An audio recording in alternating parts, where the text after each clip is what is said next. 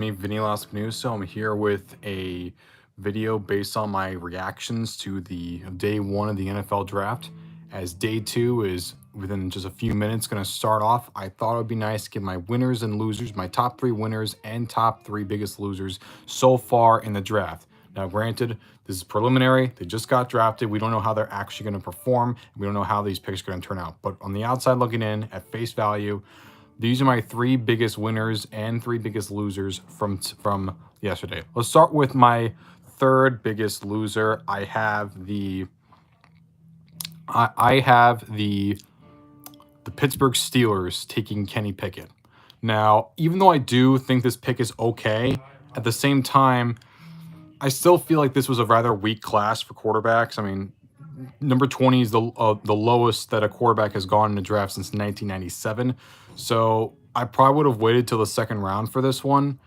But at the same time, I can understand them wanting to take it considering he's from Pittsburgh. And we all know what happened last time. There was a Pittsburgh quarterback available and they didn't take. That was Dan Marino. And they, unfortunately, that they had to look for their next Terry Bradshaw and the former Ben Roethlisberger a few decades later.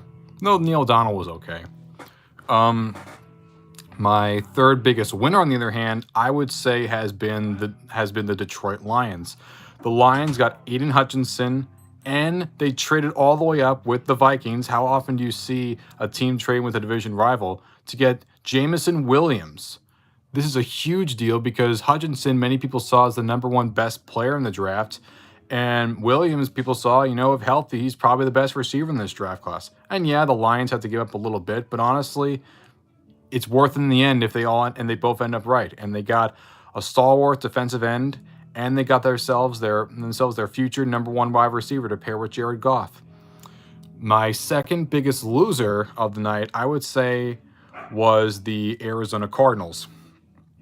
The Cardinals did not make any picks yesterday, but I was very questioned by their decision to trade for Marquise Brown from the Ravens. Now, yes, I know there was issues behind the scenes with, Brown and the Ravens, but the Cardinals, I felt like, had much bigger needs, specifically on the offensive line and the defensive line, especially the defensive line with the absence of Chandler Jones, with him not there anymore. If the Cardinals want to compete in that division that has the Rams, who were Super Bowl champions, and the 49ers, who made it to the NFC Championship game, getting yet another wide receiver where he's probably going to finish like as the number 2, number 3 guy is not, in my opinion, I think it's a bit of a reach for him. It's a bit of a luxury, and I understand you want to try to keep Kyler Murray happy, but as a team, I don't think this is the right decision for them. My second biggest winner, on the other hand, I have the New York Jets. They had 3 picks in this draft. One of which, one their own, the other from the Seahawks, and the other one they traded up at the end of the first round.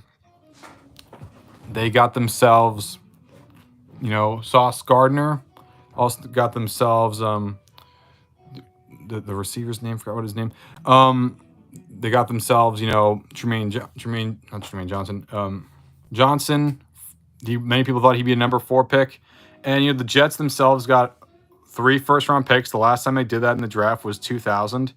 And yeah, let's see how they go from there. My biggest loser of the night, in my opinion, has to be Aaron Rodgers. Not the Green Bay Packers, just Aaron Rodgers as a whole.